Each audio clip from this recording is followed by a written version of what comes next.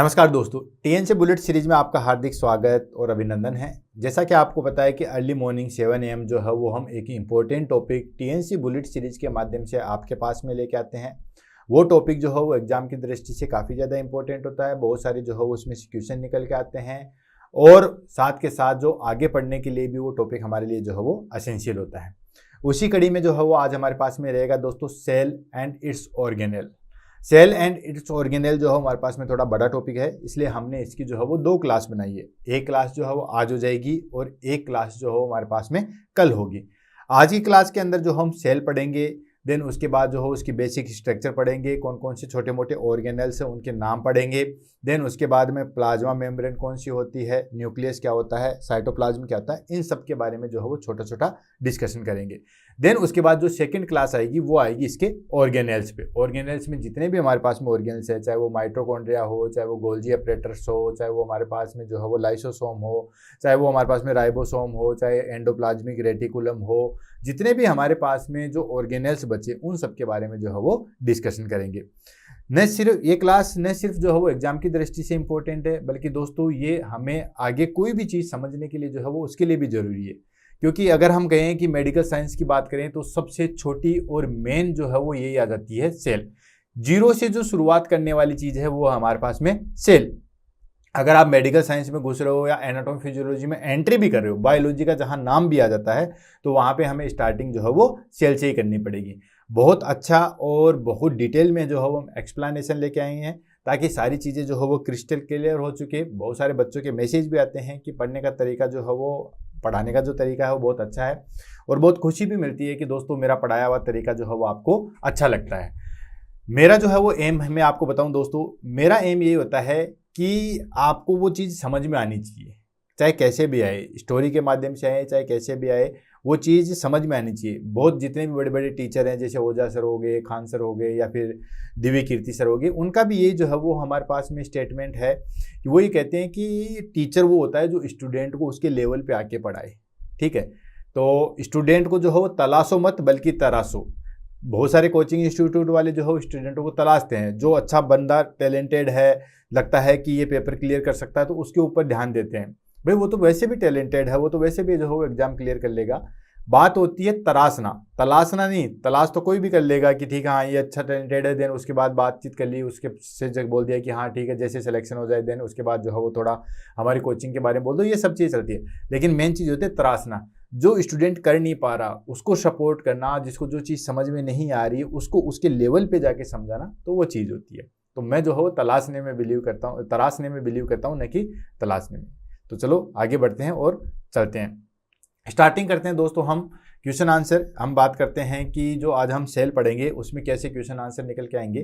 तो दोस्तों बहुत इजी है, ठीक है, और इससे जो क्वेश्चन निकल के आते हैं तो बहुत आसानी से आप कर सकते हो। जैसे माइटोकॉन्ड्रिया का क्या फंक्शन होता है, राइबोसोम का जो है वो क्या फंक्शन होता है, सीलिया और फ्लेजिला में क्या डिफ्रेंशिएट होता है, ग्लाइकोलाइसिस की प्रोसेस कहाँ फिनिश होती है, देन डिवीजन होगा, मियोसिस माइटोसिस होगा तो किस तरीके से होगा, पहले न्यूक्लियस का होगा या फिर बाद में सेल मेम्ब्रेन का होगा, सेल मेम्ब्रेन किसने दिया था, सेल मेम्ब्रेन के फंक्शन क्या है।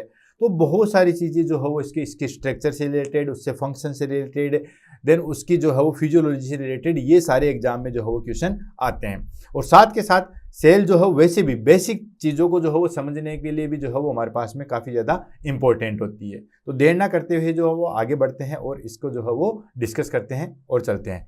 क्लास का हमने 2 पार्ट बनाया, सेल एंड इट्स ऑर्गेनेल। आज हम सेल पढ़ेंगे, सिर्फ सेल पढ़ेंगे, जिसमें हम सेल की जो हो बेसिक स्ट्रक्चर पढ़ेंगे, कौन कौन से ऑर्गेनेल्स है उनके सिर्फ नाम देखेंगे, देन उसके बाद साइटोप्लाज्म देखेंगे, देन उसके बाद प्लाज्मा मेम्ब्रेन देखेंगे या हम कहेंगे सेल मेम्ब्रेन देखेंगे, देन उसके बाद हम न्यूक्लियस देखेंगे और आज की क्लास को जो हो फिनिश कर देंगे। कल की क्लास में हम जो हो इसके ऑर्गेनेल्स जितने भी बचे हमारे पास में, लाइसोसोम बचे, सेंट्रोल बचा, सेंट्रोसोम बचा, प्रोक्सिसोम बचा, देन उसके बाद एंडोप्लाज्मिक रेटिकुलम बचा, माइटोकॉन्ड्रिया बचा, गोल्जी अपरेटस बचा, ये सब चीज़ें जो हो कल की क्लास में देखेंगे। तो क्लियर है आज की क्लास में क्या देखेंगे और कल की क्लास में, क्योंकि ऑब्जेक्टिव जो हो हमें पता होना चाहिए। तो चलें आगे और आगे बढ़ते हैं। तो स्टार्टिंग करते हैं इंट्रोडक्शन से। तो आ गए दोस्तों, सेल इज द बेसिक, ध्यान से समझना, cell is the basic structural, functional and biological unit of life. बस 3 चीज़ें आपको याद रखना है। वैसे तो आपको पता होगी कि सेल जो है बेसिक, सबसे बेसिक, जैसे कोई मकान बनता है तो उसमें सबसे बेसिक चीज़ क्या होती है, ईंटें होती है, ठीक है। ईंटें बनती है, देन उसके बाद दीवार बनती है, देन उसके बाद जो है वो दीवार से रूम बनता है, रूम से जो है वो पूरी बिल्डिंग बनती है, ठीक है। तो इस तरीके से जो सेल है वो हमारे पास में बेसिक स्ट्रक्चर, सबसे छोटी और सबसे बेसिक स्ट्रक्चर फंक्शनल मतलब यहीं से इसका इंडिविजुअल फंक्शन जो है वो शुरू हो जाता है। कुछ सेल कुछ काम करती है, कुछ सेल जो है वो अलग काम करती है। तो it is the basic structure functional and biological unit of life. Biological in the sense living चीज होती है, ठीक है, नॉन लिविंग नहीं होता। जैसे फॉर एग्जांपल कोई चीज आ गई हमारे पास में, ग्लूकोज आ गई, वो एक नॉन लिविंग थिंग्स है, ठीक है। तो ये जो है हमारे पास में structural functional and biological unit of जो है वो लाइफ होती है। It is the small unit capable performing the life process, यानी कि ये सबसे छोटी स्मॉल यूनिट होती है जो कि हमारी लाइफ प्रोसेस को जो है वो परफॉर्म करती है। सबसे छोटी यूनिट है। एक सेल से ही 2 बनती है, 2 से 4 बनती है, 4 से 400 बनती है, 400 से 4 करोड़ बनती है। तो ये मतलब स्टार्टिंग स्मॉलेस्ट यही होती है जो कि लाइफ की प्रोसेस को जो है वो आगे बढ़ाती है। Life can functional cell can functional independently. अब देखो ध्यान से, cell can function independently. Cell जो है वो हमारे पास में फंक्शन कर सकती है इंडिपेंडेंट, ये किसी के ऊपर डिपेंड नहीं होती। जैसे फॉर एग्जांपल माइटोकॉन्ड्रिया है, या हम कहें कि गोल्जी अपरेटस है, ये कहीं ना कहीं किसी चीज़ के ऊपर जो है वो डिपेंड होती हैं। लेकिन जो हमारे पास में सेल है वो इंडिपेंडेंटली होती है। यूनिसेलुलर ऑर्गेनिज्म होता है। यूनिसेलुलर मतलब एक सिंगल सेल जो है वो ऑर्गेनिज्म होता है, और बाद में जो है और as a part of multi cellular, बहुत सारी सेल भी मिलके जो है वो एक चीज बनाती है, या सेल जो है वो एक इंडिविजुअली काम करती है। मतलब एक सेल जो है वो एक पर्टिकुलर काम करेगी, वो ग्लूकोज का सिंथेसिस भी करेगी, उससे एटीपी बनाएगी, ये सारी चीजें बनाएगी। क्लियर, ये चीज हो गई हमारे पास में सेल। सेल सबसे स्मॉलेस्ट यूनिट है। देखो बहुत सारी सेल होती है, ठीक है ना। जैसे फॉर एग्जांपल हम बात करें कि बहुत सारी सेल जो है वो एक जगह इकट्ठी होगी। अब सेम प्रकार की सेल, ध्यान से समझा, सेम प्रकार की सेल एक जगह इकट्ठे होकर जो है वो क्या बनाती है दोस्तों, टिश्यू का निर्माण करती है। सेम जैसे कोई सिक्रेशंस वाली चीजें हैं, कोई एब्जॉर्बेशन वाली चीजें, तो बहुत सारी सेल्स सेम प्रकार की सेल एक जगह होकर क्या बनाती है दोस्तों, टिश्यू बनाती है। देन उसके बाद में जो है वो टिश्यू फंक्शनली जो है वो अलग अलग प्रकार के होते हैं, जैसे connective tissue, muscular tissue, nerve tissue. तो टिश्यू एक या एक से अधिक टिश्यू मिलके जो है वो क्या बनाते हैं दोस्तों, वो बनाते हैं हमारे पास में ऑर्गन बनाते हैं। जैसे मान लीजिए एक सेल है, उसने सेम प्रकार की सेल है, सिक्रेशंस वाली सेल है, उन्होंने जो है वो एपिथेलियल टिश्यू बनाया। अब एपिथेलियल टिश्यू जो है मस्कुलर टिश्यू के साथ मिलके जो है वो लास्ट में ऑर्गन बनाया। ऑर्गन मान लो स्टोमक बनाया, ठीक है, तो ऑर्गन बन गया। ये ऑर्गन जगह बहुत सारे ऑर्गन मिलके एक सिस्टम का निर्माण करते हैं। क्या करते हैं, बहुत सारे ऑर्गन मिलके एक सिस्टम का निर्माण करते हैं। जैसे माउथ हो गया, इसोफेगस हो गया, स्टोमक हो गया, देन उसके बाद जो है वो स्मॉल इंटेस्टाइन होगी, देन लार्ज इंटेस्टाइन होगी, देन हमारे पास में जो है वो सिग्मोइड कोलन हो गया, देन रेक्टम हो गया। तो ये बहुत सारे सिस्टम जो है वो हमारे पास में बहुत सारे ऑर्गन मिलके क्या बनाते हैं, सिस्टम बनाते हैं। जैसे मान लो हमारे पास में कार्डियोवेस्कुलर सिस्टम आ गया, जिसमें हार्ट आ गया, ब्लड वेसल्स आ गई, ये पूरा सिस्टम हो गया। ऐसे हमारे पास में नोज आ गया, देन उसके बाद लेरिंग्स आ गया, देन उसके बाद फेरिंग्स आ गया, देन उसके बाद जो है हमारे पास में ट्रेकिया आ गया, देन लंग्स आ गए। तो बहुत सारे ऑर्गन मिलके जो है वो किसका निर्माण करें दोस्तों, सिस्टम का निर्माण करें। देन उसके बाद बहुत सारे सिस्टम मिलके जो है वो किसका निर्माण करते हैं, बॉडी का निर्माण करते हैं। जैसे respiratory system, nervous system, cardiovascular system, reproductive system. तो बहुत सारे सिस्टम मिलके जो है वो एक बॉडी का निर्माण करते हैं। तो ये इस तरीके से जो है वो चेन चलती है। सेल होगी एक यूनिसेलुलर पार्ट है जो कि एक इंडिविजुअली काम करता है। बहुत सारी सेल मिलके जो है वो टिश्यू का निर्माण करती है। बहुत सारे टिश्यू मिलके जो है वो ऑर्गन का निर्माण करते हैं। बहुत सारे ऑर्गन सिमिलरली फंक्शन वाले ऑर्गन मिलके जो है वो एक सिस्टम का निर्माण करते हैं। और बहुत सारे सिस्टम मिलके जो है वो पूरी बॉडी का निर्माण करते हैं। जैसे ह्यूमन बॉडी के अंदर बहुत सारे सिस्टम जो है वो प्रेजेंट होते हैं। तो इस तरीके से जो है वो चलती है। क्लियर, बेसिक चीज़ों से जो है वो सारी होगी। अब आ जाती है हमारे पास में हिस्ट्री ऑफ सेल डिस्कवरी। अब आ जाते हैं हमारे पास में हिस्ट्री ऑफ सेल डिस्कवरी, कि सेल का जो है वो डिस्कवरी किस तरीके से होती है। तो दोस्तों सबसे पहले जो है वो रॉबर्ट हुक ने जो है वो 65 में जो है वो सेल को ऑब्जर्व किया था, ठीक है ना। और वो कहाँ से किया था, कॉर्क को देखा था। कॉर्क जो है उसको देखा था। कॉर्क जो है वो एक हमारे पास में जो है वो कॉर्क वो नहीं है जो प्लास्टिक वाला कॉर्क नहीं है, हमारे पास में जो है वो कॉर्क सब्सटेंसेस जो है उसको ने देखा था। और उसमें जो है वो एक छोटे छोटे बॉक्स देखे थे, ठीक है। कॉर्क को लिया था और उसने अंडर माइक्रोस्कोप के अंदर देखा था, ठीक है।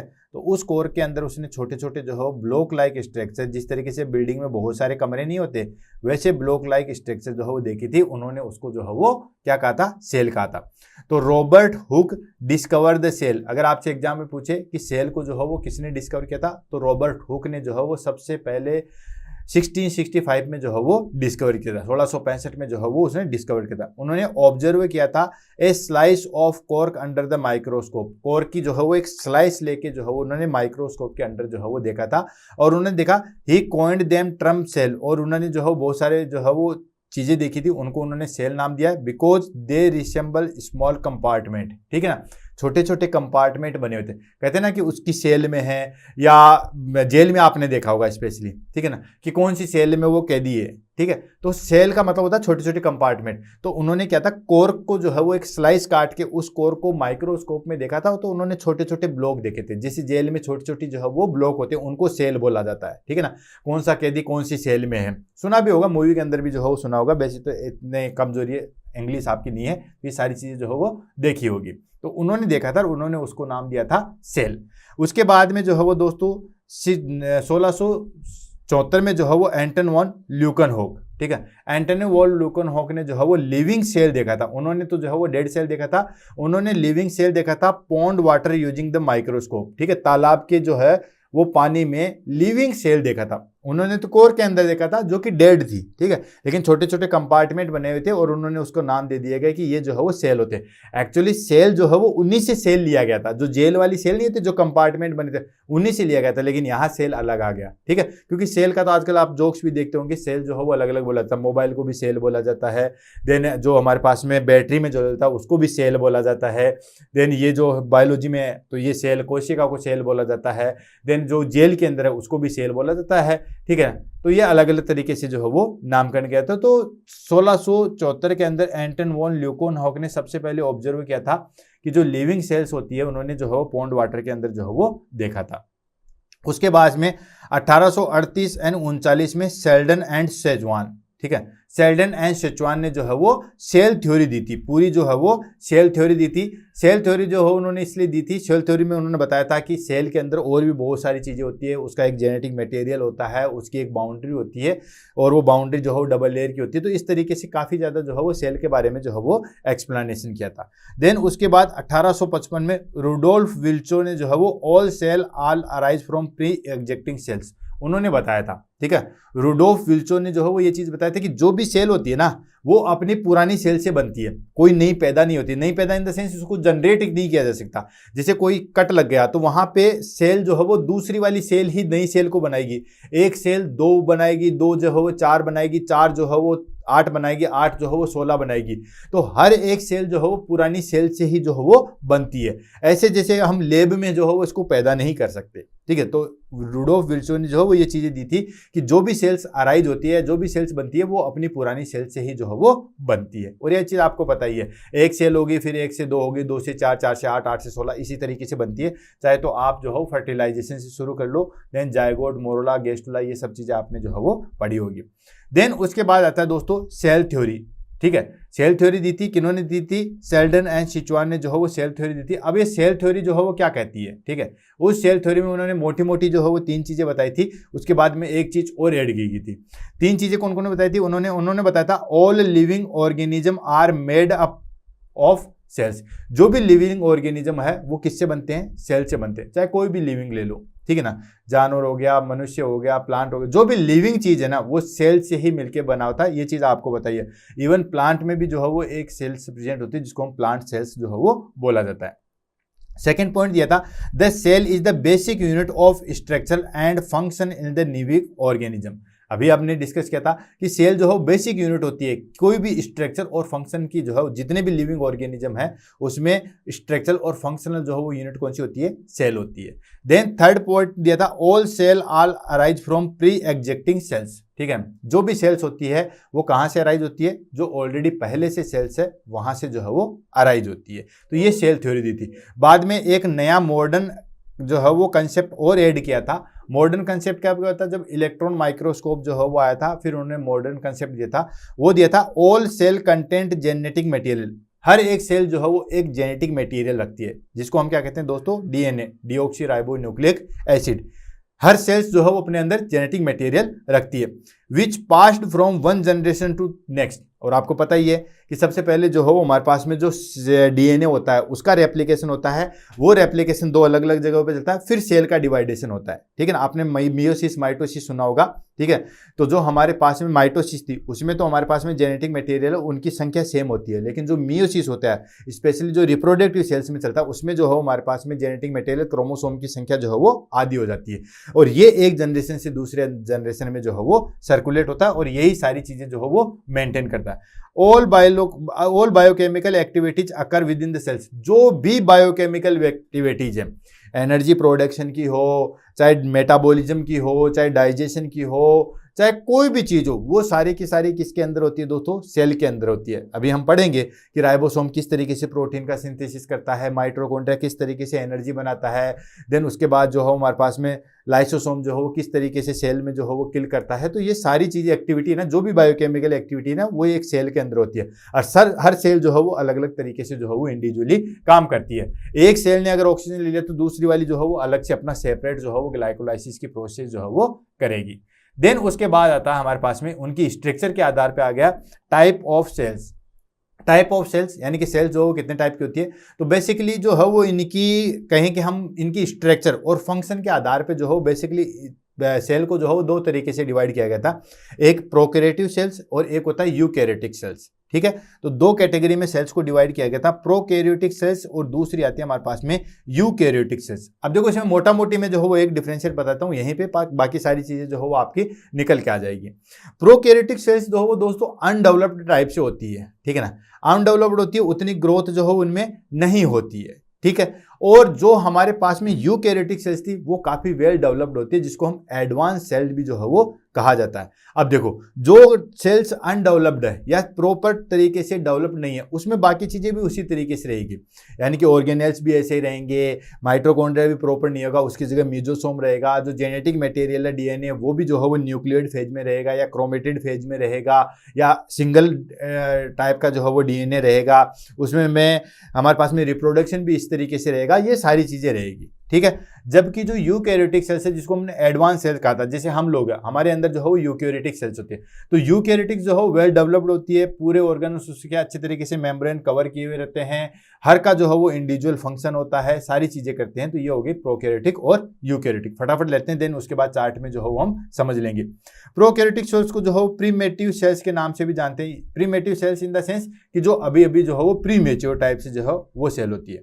Do not have the nucleus, इनके अंदर जो है कोई न्यूक्लियस नहीं होता, और मेम्ब्रेन बाउंडेड ऑर्गेनल्स, और इनके अंदर जो है वो प्रॉपर मेम्ब्रेन वाले जो है वो ऑर्गेनल्स भी नहीं होते, जैसे माइटोकॉन्ड्रिया हो गया, एंडोप्लाज्मिक रेटिकुलम हो गया, लाइसोसोम हो गया, एक प्रॉपर मेम्ब्रेन बाउंडेड वाले ऑर्गेनल्स नहीं होते, जबकि यूकैरियोटिक के अंदर जो है प्रॉपर बाउंडेड होते हैं, जैसे माइटोकॉन्ड्रिया डबल लेयर का होता है, तो इस तरीके से वो प्रॉपर बाउंडेड होते हैं। और जो जेनेटिक मटेरियल है जैसे कि डीएनए जो है वो प्रेजेंट तो होता है इंडिजन, और उसको हमने जो है वो न्यूक्लियोइड नाम दिया, ठीक है। यूकैरियोटिक के अंदर तो क्या होता है कि जो डीएनए है वो बाकायदा न्यूक्लियस के अंदर प्रेजेंट होता है। अब प्रोकैरियोटिक के अंदर तो न्यूक्लियस नहीं है, तो वो एक तरीके से जो है वो जाल के रूम या धागे के रूम में जो है वो पड़ा हुआ रहता है, जिसको हम न्यूक्लियोइड के नाम से जो है वो जानते हैं। और ये जो डीएनए होता है जरूरी नहीं है कि आपका जो है वो डबल स्टैंडर्ड डीएनए हो, सिंगल स्टैंडर्ड भी हो सकता है, या आरएनए भी जो है वो हो सकता है। एग्जाम्पल की बात करें तो एग्जाम्पल हो गया हमारे पास में बैक्टीरिया या अर्चिया, ठीक है। बैक्टीरिया, वायरस, ये सारे जो हो हमारे पास में प्रोकैरियोटिक सेल्स होते हैं। नेक्स्ट आ जाता है हमारे पास में यूकैरियोटिक सेल्स, जिसको हमने एडवांस सेल्स के नाम से भी जो है वो जाना जाता है। ये एडवांस सेल्स क्या होता है, have a well defined nucleus, इनके अंदर जो है बहुत अच्छे तरीके से वेल डिफाइंड जो है वो न्यूक्लियस होता है, और मेम्ब्रेन बाउंड ऑर्गेनेल्स होते हैं, और जो ऑर्गेनेल्स भी होते हैं जैसे एंडोप्लाज्मिक रेटिकुलम, माइटोकॉन्ड्रिया, लाइसोसोम, ये बाकायदा जो है वो मेम्ब्रेनियस होते हैं, या मेम्ब्रेन जो है उनके ऊपर जो है वो बनी होती है। ये कहाँ प्रेजेंट होते हैं, found in plant, animal, fungi, protista, इनमें जो है वो प्रेजेंट होती है। एग्जांपल ह्यूमन सेल्स होगी, प्लांट सेल्स होगी, या फंगल सेल्स होगी, ये सारे के सारे जो है वो यूकैरियोटिक सेल्स है। अब देखो यहाँ पे आप देख सकते हो प्रोकैरियोटिक सेल्स और यूकैरियोटिक सेल्स। ये जो आप देख रहे हो ये बैक्टीरिया वाली, ये हो गया हमारे पास में प्रोकैरियोटिक, और ये हो गया हमारे पास में यूकैरियोटिक। अब इसमें दोनों में हमने मोटा मोटी डिफरेंस देख लिया। ये जो हो बेसिकली स्मॉलर होती है और लैक ऑफ डिफाइंड न्यूक्लियस, इसके अंदर देखो कोई भी प्रॉपर जो है वो न्यूक्लियस नहीं है, जबकि इसके अंदर जो है एक वेल डबल बाउंडेड लेयर का जो है वो न्यूक्लियस है। ठीक है, यूकैरियोटिक सेल में। और इसके अंदर जो है वो जेनेटिक मटेरियल जो है वो पड़ा रहता है, जबकि इसके अंदर जेनेटिक मटेरियल ऐसे पड़ा था जिसको हमने क्या बोला, न्यूक्लियोइड बोला, जबकि इसके अंदर जो है वो अच्छे तरीके से वेल डेवलप्ड जो है वो जेनेटिक मटेरियल प्रेजेंट होता है। तो they are smaller and lack of defined nucleus, they are larger and well defined nucleus होता है, जो कि जितने भी मटेरियल या एक संतति से दूसरी संतति में जो गुण आते हैं वो सारे जेनेटिक मटेरियल पे ही डिपेंड करते हैं। Prokaryotic lake membrane bounded organ, इसके अंदर जो ऑर्गेनल्स होते हैं वो हमेशा जो है वो लेक ऑफ मेम्ब्रेन बाउंडेड होती है, जबकि इसके अंदर जो है वो पूरी तरीके से अच्छे तरीके से बाउंडेड ऑर्गेनल्स प्रेजेंट होते हैं। इसके अंदर जो है 70S राइबोसोम प्रेजेंट होता है। 70S राइबोसोम जो है वो हमारे पास में प्रोकैरियोटिक सेल्स के अंदर जो प्रेजेंट रहता है। इसके अंदर 2 लोब होती है, अभी हम पढ़ेंगे राइबोसोम में। तो इसके अंदर जो 70S का बनता है वो 50S प्लस 30S का जो है वो राइबोसोम प्रेजेंट होता है। अभी आप बोलोगे कि सर ये तो 80 हो गया, लेकिन ये दूसरे में जो है वो फंसते हैं। तो इसके अंदर 70S का होता है, जबकि यूकैरियोटिक सेल्स के अंदर जो 80S का जो है वो राइबोसोम प्रेजेंट होता है। ये वेल डेवलप्ड होता है। इसके अंदर 2 यूनिट होती है, 60S प्लस 40S। अब आप कहोगे सर ये तो 100 हो गया, अभी राइबोसोम आएगा तब आपको समझ में जो है वो चीजें आ जाएगी। देन उसके बाद नेक्स्ट आ गया इसमें लेक ऑफ वेल डेवलप्ड साइकोस्केलेटल। बाकी जो चीजें बच्ची इसके अंदर जो साइकोस्केलेटल प्रेजेंट होता है, माइक्रोट्यूब्यूल्स, ये सब चीजें साइकोस्केलेटल में आती है, तो इसमें वेल डेवलप्ड होती है। जबकि प्रोकैरियोटिक में जो है वो डायनेमिक साइकोस्केलेटल जो है वो प्रेजेंट होती है। इसमें जो डिवाइडेशन होता है वो होता है बाइनरी फिशन। बाइनरी फिशन मतलब एक सेल जो है 2 में डिवाइड हो जाती है, फिर वो बन गई, ठीक है। जबकि फिर जो है वो 2 वाली फिर 4 में डिवाइड होते हैं। तो इसके अंदर जो है वो हमारे पास में डिवीजन कैसे होता है, जैसे ये एक सेल होगी, ठीक है, ये 2 में ब्रेक डाउन होगी, या इसका एक लोब हट गया तो फिर ये 2 में बन गई, ठीक है, इनकी फिर 2 लोब बन गई तो फिर ये 4 में बन गई। तो ये बाइनरी फिशन के द्वारा जो है वो इसके अंदर जो है वो डिवाइडेशन होता है। जबकि प्रोकैरियोटिक यूकैरियोटिक सेल्स के अंदर जो है मायोसिस और माइटोसिस वेल डेवलप्ड होता है। अब इसके अंदर क्या होता है, पहले जो हमारे पास में जेनेटिक मटेरियल था, ठीक है, उसका डिवाइडेशन होता है, ठीक है। फिर वो जेनेटिक मटेरियल का डिवाइडेशन होने के बाद में जो है वो 2 सेल्स बनती है। इस तरीके से जो है वो पूरी 2 सेल्स प्रॉपर तरीके से जो है वो बनती है। क्लियर है, जिसमें आपने सुना होगा प्रोफेज, मेटाफेज, एनाफेज, टीलोफेज, ये सारी चीजें जो है वो प्रेजेंट होती है। देन आ जाता है हमारे पास में स्ट्रक्चर ऑफ सेल्स। सेल की जो है वो स्ट्रक्चर किस तरीके से होती है। तो दोस्तों मोटा मोटी आपने जो है वो सेल देखी होगी, ये होगी हमारे पास में सेल। और आपने +2 में, 9th में, यहाँ तक भी जो आजकल तो 6th क्लास में भी जो है वो सेल का क्लासिफिकेशन या सेल का जो है वो बारे में आ गया, लेकिन फिर भी आपने सेल जो है वो देखी होगी। ये हमारे पास में जो है वो सेल आ गई। इस सेल की स्ट्रक्चर को हम जो है वो 3 कैटेगरी में जो है वो डिवाइड करेंगे। 3 कैटेगरी कौन कौन सी, पहले आ जाएगी हम दोस्तों इसकी जो मेम्ब्रेन है, ठीक है, जिसको हम पढ़ेंगे, जिसको सेल मेम्ब्रेन के नाम से जो है वो जानते हैं। उसके बाद ये जो लिक्विड सब्सटेंसेज आप देख रहे हो, ये जो जेली टाइप से सब्सटेंसेज है, जिसको हम क्या बोलते हैं दोस्तों, साइटोप्लाज्म, ठीक है। तो देन उसके बाद जो हो हम इसको पढ़ेंगे, साइटोप्लाज्म को पढ़ेंगे। देन उसके बाद में आ जाता है हमारे अंदर ये जो मेन पार्ट हो गया, जिसको हम क्या कहते हैं दोस्तों, न्यूक्लियस, ठीक है। देन उसके बाद हम पढ़ेंगे दोस्तों न्यूक्लियस, ये जो हो हम आज की क्लास में पढ़ लेंगे। देन उसके बाद में एक चीज हो जाती है जिसको हम बोलते हैं सेल ऑर्गेनेल्स। अब सेल ऑर्गेनेल्स ये सारे के सारे जो है वो सेल ऑर्गेनेल्स है, जैसे सेंट्रोसोम है, स्मूथ एंडोप्लाज्मिक रेटिकुलम है, माइटोकॉन्ड्रिया है, वैक्यूल्स है, गोल्जी अपरेटस है, रफ एंडोप्लाज्मिक रेटिकुलम है, राइबोसोम है, लाइसोसोम है, न्यूक्लियोलस है, न्यूक्लियोलस तो खैर यहीं पढ़ लेंगे हम। देन उसके बाद न्यूक्लियर मेम्ब्रेन है, ये भी यहीं पढ़ लेंगे। बाकी जितने भी मैंने आपको टिक किए हैं वो सारे के सारे जो हो हम नेक्स्ट क्लास में पढ़ेंगे, सेल ऑर्गेनेल्स में पढ़ेंगे। क्लियर है। तो देखो स्ट्रक्चर ऑफ द सेल्स, तो सेल के जो है वो 3 मेन पार्ट में जो है वो डिवाइड किए गए थे। सेल को डिवाइड नहीं किया गया था, सेल के पार्ट को डिवाइड किया गया है, ठीक है। मेन जो है वो 3 पार्ट बनाए गए थे। पहला चीज आ गया हमारे पास में दोस्तों सेल मेम्ब्रेन, ठीक है।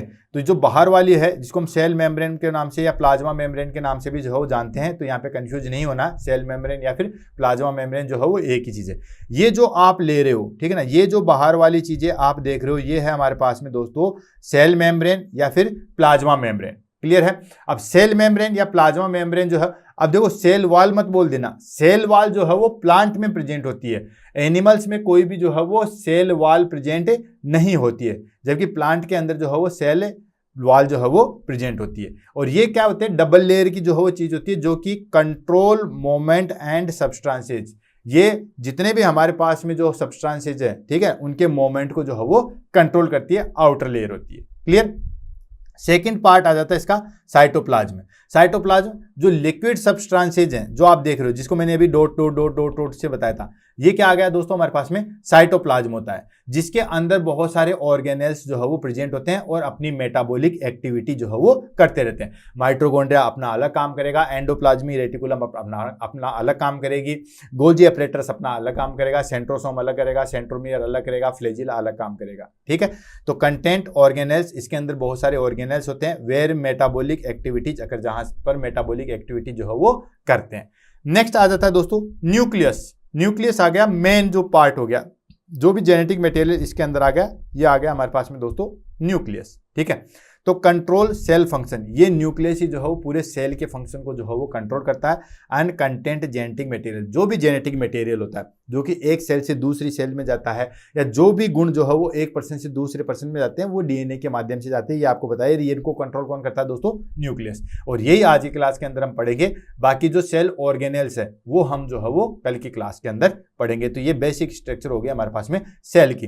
अब आ जाता है cell organelles and their function. अब देखो, दियर फंक्शन और सेल ऑर्गेनेल्स ये हम बाद में पढ़ेंगे, अभी सिर्फ नाम पढ़ेंगे, बाकी सारी चीजें जो है वो हम कल पढ़ेंगे। ठीक है, आज की क्लास के अंदर हम प्लाज्मा मेम्ब्रेन पढ़ेंगे, जिसको हम सेल मेम्ब्रेन के नाम से भी जानते हैं, ये हम पढ़ेंगे। देन उसके बाद साइटोप्लाज्म, इसको हम पढ़ेंगे। देन उसके बाद न्यूक्लियस, इसको हम पढ़ेंगे। एंड न्यूक्लियोलस, ये जो है वो हम चारों चीजें आज पढ़ेंगे। बाकी जितने भी हमारे पास में सेल ऑर्गेनेल्स हैं, ठीक है, जैसे राइबोसोम हुआ, एंडोप्लाज्मिक रेटिकुलम हुआ, ये दो टाइप की होती है, smooth endoplasmic reticulum and rough endoplasmic reticulum. Smooth endoplasmic reticulum and rough endoplasmic reticulum. Rough किसको बोला था, जिसके ऊपर राइबोसोम प्रेजेंट होते हैं। ये नेक्स्ट कल की क्लास में अच्छे से पढ़ेंगे। देन उसके बाद गोल्जी अपरेटस, जिसको हम गोल्जी कॉम्प्लेक्स के नाम से भी जो है वो जानते हैं। लाइसोसोम को पढ़ेंगे, प्रोक्सिसोम को पढ़ेंगे, माइटोकॉन्ड्रिया को पढ़ेंगे, जिसको पावर ऑफ द सेल कहा जाता है। एंड उसके बाद वेक्यूल्स को पढ़ेंगे, साइटोस्केलेटल को पढ़ेंगे, सेंट्रोस को पढ़ेंगे, एंड सीलिया एंड फ्लैजिला को जो है वो पढ़ेंगे।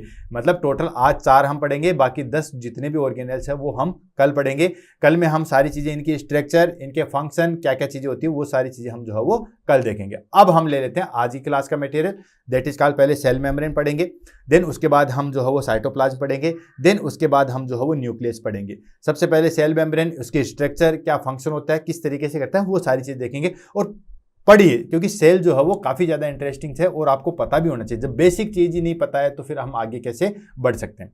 तो सबसे पहली चीज आ गई सेल मेम्ब्रेन, इसकी कंप्लीट इंफॉर्मेशन जो हम यहाँ पे ले लेते हैं।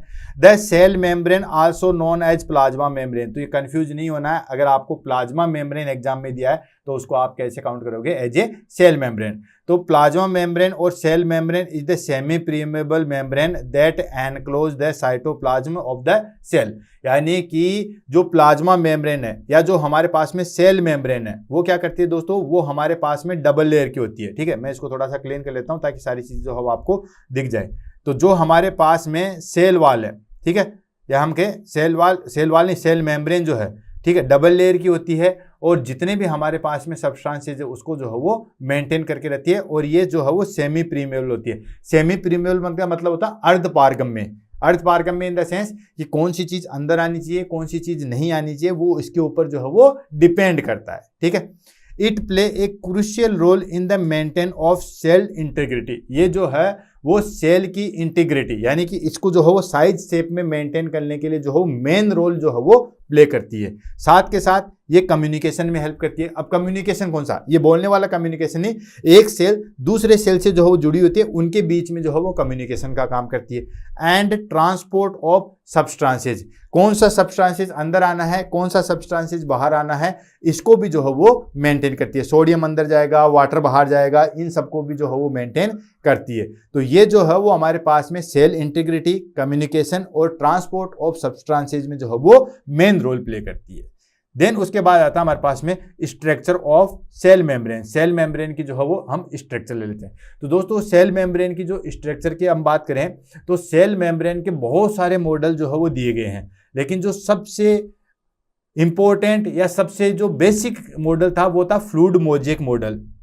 यह भी एग्जाम में काफी बार पूछा गया है कि बहुत सारे मॉडल दिए गए हैं, ठीक है, लेकिन जो सबसे इंपॉर्टेंट या सबसे सिग्निफिकेंट जो मॉडल है जो इस सेल मेम्ब्रेन को बहुत अच्छे तरीके से डिस्क्राइब कर सकता है वो है हमारे पास में फ्लूइड मोज़ेक मॉडल। ठीक है। फ्लूइड मोज़ेक मॉडल ने क्या दिया था, उसने 4 एलिमेंट दिए थे। 4 एलिमेंट मैंने बताया था कि ये जो है वो डबल लेयर होती है, ये इसमें फास्फोलिपिड होता है जिसके अंदर कोलेस्ट्रॉल और ग्लाइकोप्रोटीन जो है वो प्रेजेंट होते हैं, और ये सारी चीज़ें जो है वो इन्होंने दी थी। ये हो गया हमारे पास में, that is called fluid mosaic model. इन्होंने जो है वो इस तरीके से डिस्क्राइब किया था कि प्रोटीन इस तरीके से होता है, कोलेस्ट्रॉल उनके बीच में जो है वो धसा होता है, 2 फास्फोलिपिड होती है, यानी कि ऐसे अगर मैं इसको बेसिकली एक पॉइंट को उठाऊँ ना, तो एक पॉइंट जो है हमारे पास में इस तरीके का आएगा, ठीक है, एक पॉइंट जो है वो इस तरीके का आएगा। तो ये डबल लेयर होती है, नीचे वाला जो है वो इस तरीके का है, ठीक है। तो ये डबल लेयर होती है जिसको हम फास्फोलिपिड बाइलेयर के नाम से जो है वो जाना जाता है। तो इस तरीके से जो लेयर होती है, और उसको जो है वो एक्सप्लेन किया था। देखो 1 by 1 करके करते हैं, फिर आगे बढ़ते हैं। The cell membrane followed the fluid mosaic model which describe as flexible and dynamic structure of compound. जो फ्लूइड मोज़ेक मॉडल है वो बहुत अच्छी तरीके से जो है वो इस सेल मेम्ब्रेन या हम कहें प्लाज्मा मेम्ब्रेन को जो है वो डिस्क्राइब कर रहा है। अब इसमें जो है वो 4 पॉइंट दिए हैं, कौन कौन से। पहला चीज आती है फास्फोलिपिड बाइलेयर। फास्फोलिपिड बाइलेयर क्या है दोस्तों, कि ये जो आप स्ट्रक्चर देख रहे हो, ये जो मैंने आपको स्ट्रक्चर बनाया, ये एक फास्फोलिपिड है।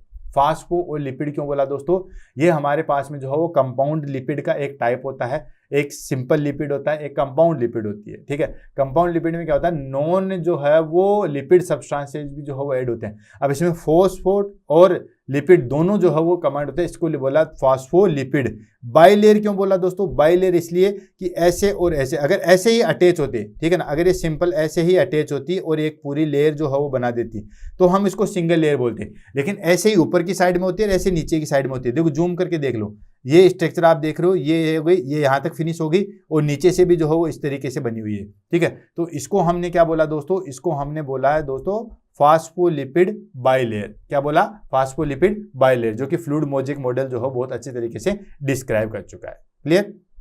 तो देखो phospholipid bilayer the main compartment of the membrane, ये हमारे मेम्ब्रेन का जो है वो मेन कंपार्टमेंट होता है। ईच फास्फोलिपिड हैज, अब देखो ये जो हमारे पास में जो है, ये जो फास्फोलिपिड मैंने आपको यहाँ दिखाई, मैं ये जो फास्फोलिपिड, ये एक फास्फोलिपिड है, ठीक है। अब ये फास्फोलिपिड है ना, ये 2 तरीके से जो है वो काम करता है। कैसे, जैसे मैं यहाँ पे स्ट्रक्चर बना देता हूँ, ये फास्फोलिपिड आ गया, ये लो, ये इस तरीके से फास्फोलिपिड है, ठीक है। तो ये वाटर को अट्रैक्ट भी करता है और बाहर भी फेंकता है। अब कौन सा अट्रैक्ट करता है, कौन सा वाटर फेंकता है, ये बहुत बार एग्जाम में पूछा गया है, ठीक है। तो जो हेड वाला पार्ट है, ये वाला जो पार्ट है दोस्तों, ये वाटर अट्रैक्टिंग है या लविंग ऑफ वाटर है, ठीक है, हाइड्रोफिलिक, ठीक है।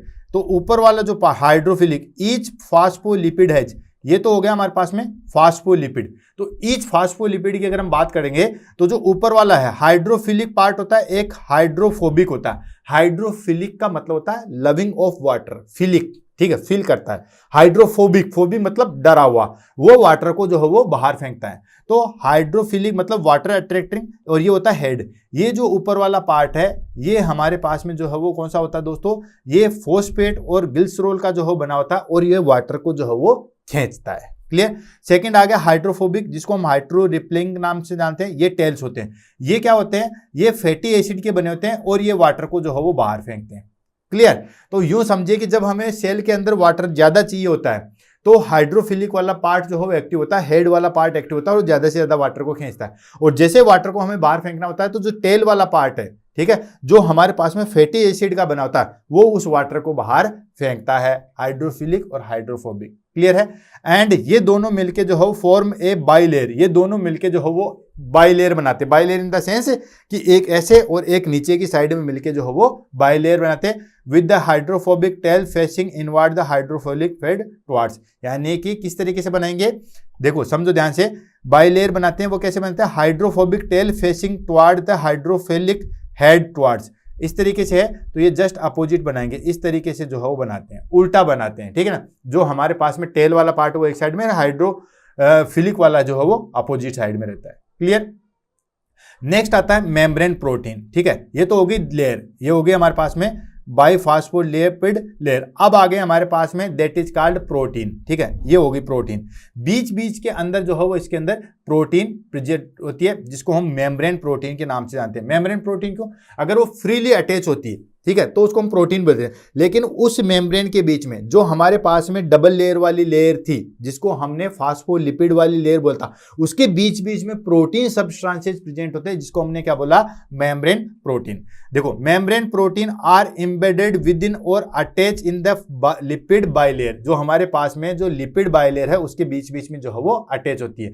और ये जो है वो क्या काम करती है, दे परफॉर्म वेरियस फंक्शन। अब ये क्या काम करती है, वो तो वाटर का करने लगी, ठीक है, जो हमारे पास में फास्फोलिपिड लेयर थी वो तो वाटर का करती है। ये क्या करती है दोस्तों, ये हमारे पास में दो काम करती है। एक जो इंट्रगल प्रोटीन थी, ठीक है, इंट्रगल प्रोटीन जो है वो spawn across the membrane, help in transportation, ठीक है, जो पूरी जो है वो उसके अंदर होती है, ठीक है, वो क्या करती है दोस्तों, एक चैनल के रूप में और एक कैरियर के रूप में काम करती है। कौन सी चीज अंदर आएगी, कौन सी चीज बाहर आएगी, ये डिसाइडेड हमारे पास में जो है वो इंट्रगल प्रोटीन करती है। नेक्स्ट आ गया पेरिफेरल प्रोटीन। पेरिफेरल प्रोटीन कौन सी होगी दोस्तों, जो बाहर की साइड में प्रेजेंट होती है, जो सरफेस पे प्रेजेंट होती है। एक होता है सेंट्रल नर्वस सिस्टम, एक होता है पेरिफेरल नर्वस सिस्टम। तो ठीक उसी तरीके से ये जो हमारे पास में इंट्रगल प्रोटीन थी वो अंदर वाली है, और जो पेरिफेरल प्रोटीन है वो बाहर साइड वाली है। Attach to the membrane surface involved in signal and support. जो बाहर वाली प्रोटीन है वो सिग्नल देती है और सपोर्ट प्रोवाइड करती है, उस मेम्ब्रेन को सपोर्ट प्रोवाइड करती है और सिग्नल देती है कि बाहर सोडियम ज्यादा है, बाहर पोटेशियम ज्यादा है, बाहर ये चीज ज्यादा है, बाहर वो चीज ज्यादा है, इन सब का जो है वो सिग्नल देती है। क्लियर, ये हो गया हमारे पास में प्रोटीन। नेक्स्ट आ जाता है हमारे पास में कोलेस्ट्रॉल। बीच बीच में जो है वो ये जो येलो कलर के आप देख रहे हो, ठीक है, ये हमारे पास में कोलेस्ट्रॉल, इनका भी जो है वो मेन फंक्शन होता है, ठीक है। तो ये क्या करते हैं दोस्तों, cholesterol provide stability and flexibility of the membrane. ये कोलेस्ट्रॉल जो है वो हमारे पास में उस सेल मेम्ब्रेन को स्टेबिलिटी एंड फ्लेक्सिबिलिटी जो है वो प्रोवाइड करते हैं, फ्लेक्सिबिलिटी और स्टेबिलिटी जो है वो प्रोवाइड करते हैं। And prevent from becoming too rigid in cold condition और too fluid in the warm condition. अब देखो, जैसे टेम्परेचर बढ़ेगा तो ये ज्यादा से ज्यादा जो है वो लिक्विड ना हो जाए, सेल जो है वो या साइटोप्लाज्म जो है वो लिक्विड ना हो जाए। आपने देखा होगा कि सर्दियों के अंदर जो सेल्स जो है वो हार्ड हो जाती है, राइट, और गर्मियों के अंदर बहुत ज्यादा जो है वो लचीली हो जाती है। तो जो साइटोप्लाज्म है उसका टेम्परेचर पे बड़ा रोल होता है, या टेम्परेचर का बड़ा रोल जो है वो होता है। तो सर्दियों के अंदर वो बहुत ज्यादा टाइट ना हो जाए, बहुत ज्यादा रिजिड ना हो जाए, ठीक है, और गर्मियों के अंदर जो हो बहुत ज्यादा फ्लूइड टाइप से ना हो जाए। तो इन सब चीजों को जो है वो मेंटेन करता है, एक तरीके से उनके टेम्परेचर को मेंटेन करने का जो है वो काम करता है। लास्ट आ गया दोस्तों हमारे पास में कार्बोहाइड्रेट, ठीक है। कार्बोहाइड्रेट क्या है दोस्तों, इसमें ग्लाइकोप्रोटीन और ग्लाइकोलिपिड्स, ठीक है, ये प्रेजेंट होते हैं। ग्लाइकोप्रोटीन कैसे, यानी कि ग्लाइकोजन और प्रोटीन का सब्सटेंसेज। अब ग्लाइकोजन है तो कार्बोहाइड्रेट है, प्रोटीन उसके अंदर आ गया, इसको हम कंपाउंड कार्बोहाइड्रेट के नाम से भी जो है वो जानते हैं। और ग्लाइकोप्रोटीन, ग्लाइकोलिपिड मतलब ग्लाइकोजन और लिपिड्स दोनों का जो है वो कॉम्बिनेशन होता है। और ये कहाँ प्रेजेंट होता है, found on the outer surface of the membrane. जो हमारे पास में सेल मेम्ब्रेन की जो आउटर सरफेस है वहां पे जो है वो प्रेजेंट होता है। और ये क्या काम करता है, help in recognition, signalling and addition, ठीक है, सेल के रिकॉग्निशन में, सिग्नल देने में, और आपस में एक सेल दूसरे सेल से जो है वो जुड़ती है उसमें जो है वो हेल्प करते हैं। क्लियर, चीज समझ में आ गई। फिर से फटाफट 1 सेकंड के अंदर रिपीट कर रहा हूं। सबसे पहले हम पढ़े सेल मेम्ब्रेन, सेल की बेसिक स्ट्रक्चर आपने देख ली। अब हमने सबसे पहले पढ़ा सेल मेम्ब्रेन। सेल मेम्ब्रेन जो है वो डबल लेयर्ड होती है, जो कि किसकी, फास्फोलिपिड की बनी होती है। हेड वाला पार्ट हाइड्रोफिलिक होता है, टेल वाला पार्ट जो है वो हाइड्रोफोबिक होता है। और इस तरीके से ये डबल लेयर, जिसको हम फास्फोलिपिड बाइलेयर के नाम से भी जो है वो जाना जाता है। और टोटल हमारे पास में सेल मेम्ब्रेन में 4 चीजें प्रेजेंट होती है। पहले आ गई फास्फोलिपिड बाइलेयर, जिसके बारे में मैंने एक्सप्लेन कर दिया। सेकंड आ गया हमारे पास में प्रोटीन। प्रोटीन भी जो है वो 2 तरीके की होती है, एक इंट्रगल प्रोटीन होती है और एक जो है वो हमारे पास में पेरिफेरल प्रोटीन होती है। इंट्रगल प्रोटीन आपने नाम ही सुना है, इंट्रगल प्रोटीन, जैसे ये प्रोटीन होगी इंट्रगल, ठीक है, आपस में जो है वो जुड़ी होती है। तो ये जो है वो हमारे पास में होती है। और ये जो प्रोटीन होगी आउटर सरफेस में, ये होगी पेरिफेरल प्रोटीन, ठीक है। इन दोनों का जो बेसिकली इंट्रगल वाली तो जो है वो चैनल को ओपन और क्लोज करने का काम करती है, जबकि बाहर वाली प्रोटीन जो है वो सिग्नल का काम करती है, राइट। तीसरी चीज आ गई इसके अंदर हमारे पास में कोलेस्ट्रॉल, ठीक है। तो कोलेस्ट्रॉल जो है वो क्या होती है दोस्तों, कोलेस्ट्रॉल जो है वो हमारे पास में सेल की जो है रिजिडिटी को मेंटेन करता है, इसकी फ्लेक्सिबिलिटी स्टेबिलिटी को मेंटेन करता है।